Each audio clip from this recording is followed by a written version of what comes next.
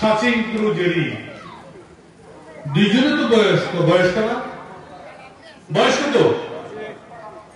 ইনারা যদি বিদায় নেয়, আমি বাঙালি হিসাবে হয়তো আমাকে একটা দায়িত্ব দিলে আমি পালন করলাম।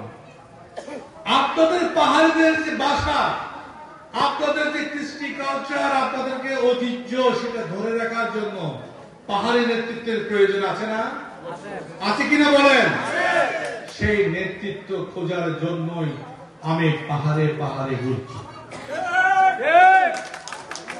আজকে তৈরি হয়েছে, আজকে লুসাইমন তৈরি হয়েছে, আজকে চমুমন তৈরি হয়েছে, আজকে মাও সেতুন তৈরি হয়েছে, আজকে আমাদের অ্যাডভোকেট ঐমী সিং তৈরি হয়েছে, আমার ছোট বোন তত তৈরি হচ্ছে।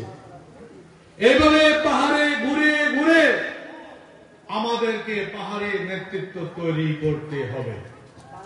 সেটা করতে গেলে বাধা আসবে, এটাই স্বাভাবিক। কারা বাধা দেবে? কারা বাধা দিতে চায় তাদেরকে একটু আমি আপনাদেরকে পরিচয় করে দিতে চাই।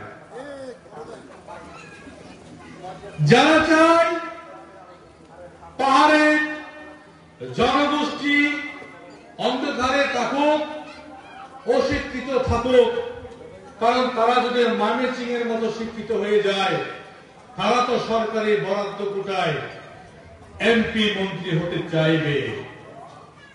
তারা যদি এমপি মন্ত্রী হতে চায়, লুসাইমন, চুনমং, মাও সেতুং, ময়মনসিংহ এর মতো মেয়েরা যদি এমপি মন্ত্রী হতে চায়, তাহলে আমার সন্তান, আমার পরবর্তী প্রজন্ম, আমার পরিবারে তো এমপি মন্ত্রী আর তৈরি হবে না। এরাই কিন্তু আপনাদেরকে অন্ধকারে রাখতে চায়।